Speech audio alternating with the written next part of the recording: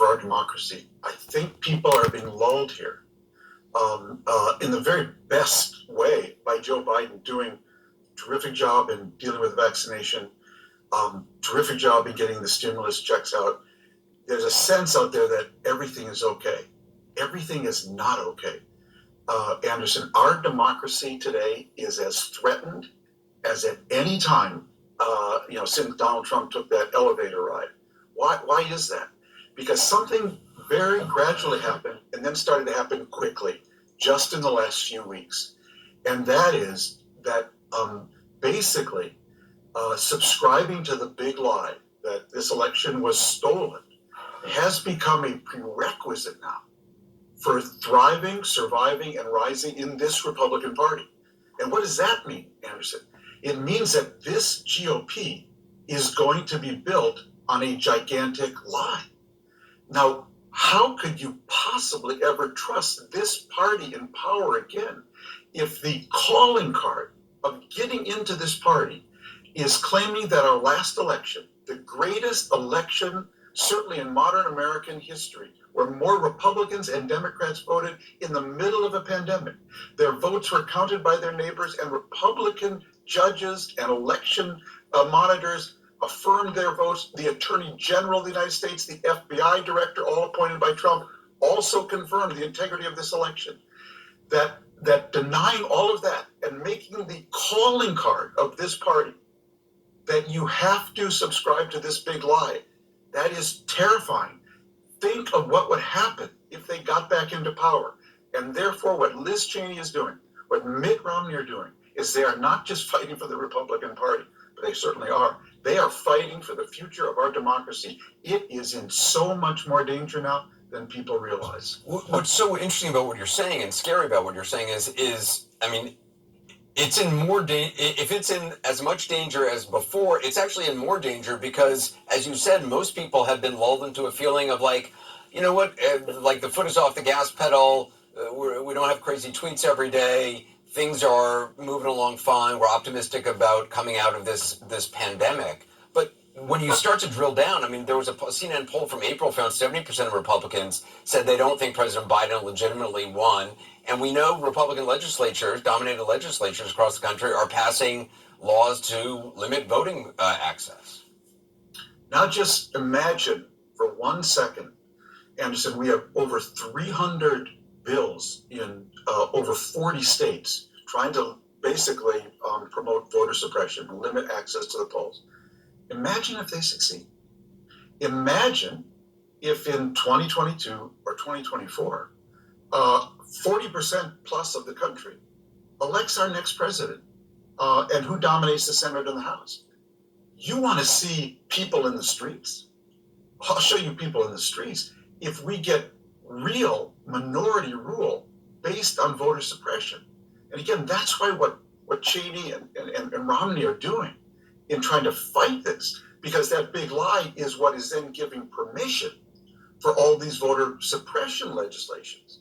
And something enormous is at stake here. And I think the reason people are being lulled is not only because of Biden's success and his calm, but it's that it actually happened really fast. It's happened like in the last couple of weeks where everyone fell into line.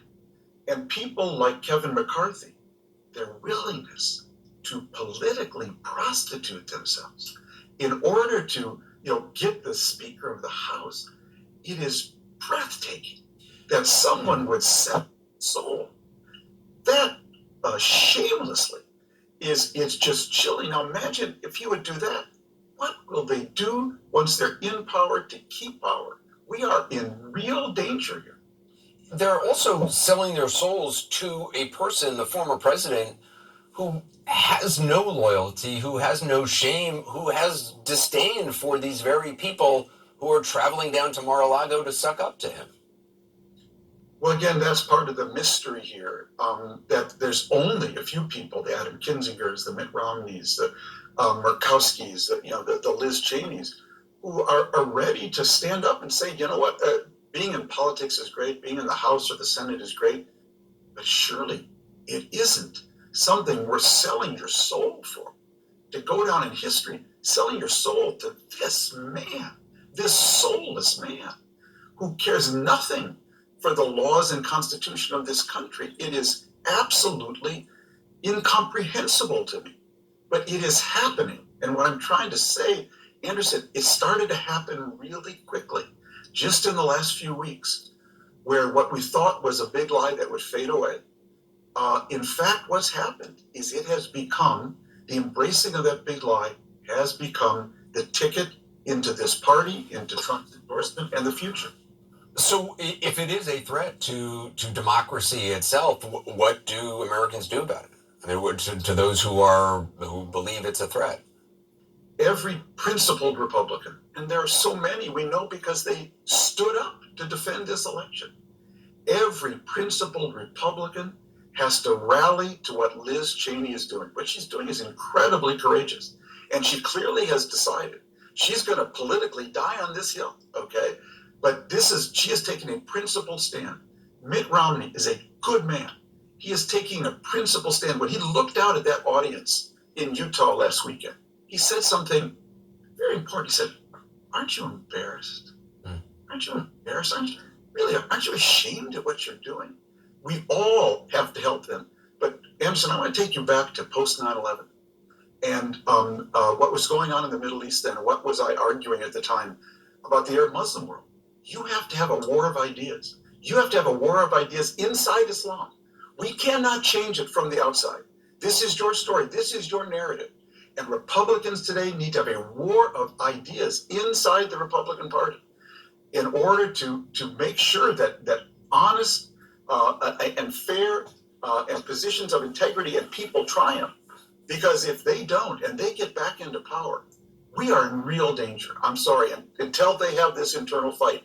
And the only way to cure them of that is to keep them out of power until they do. Well, also, I mean, Republicans used to actually be a party of ideas, whether one, agreed with them or not. There were a lot of ideas floating around and arguments being made. They're anything but. I mean, certainly the former president, there are no ideas there. It is a cult of personality. There is irony in what happened today. I mean, or if you can call it that. Liz Cheney said all this behind closed doors to former Speaker Paul Ryan, and Ryan obviously left politics because of the current climate, but he also sits on the board of Fox News, which has spent months pushing the big lie. I mean, the point is, so few people are clean on this. Well, clearly this is a network with a party, not a party with a network, and Rupert Murdoch and his son Lachlan Murdoch, they will have to answer to history for what they have allowed to go off on the airwaves from their network. But I just can't tell you how important this is, this moment, and I think and just how important it is that we support these people. What Liz Cheney is doing, I think, and I hope, is going to empower, enable, and inspire other principled Republicans. We saw, just before I went on the air, I was reading about George W. Bush now coming out, and basically what she's saying. So I think the fight is finally being engaged. And God bless Liz Cheney for having the courage to stand up virtually alone in the beginning, her and Romney. And I think you're going to see them find supporters now. I think people will start to stand up. And people, Haley's and the Kevin McCarthy's, who have flip-flopped and gone along with this shameful big lie, I think in the end are really going to regret it. I sure hope so. Tom Friedman, I appreciate it, Tom. Thanks very much.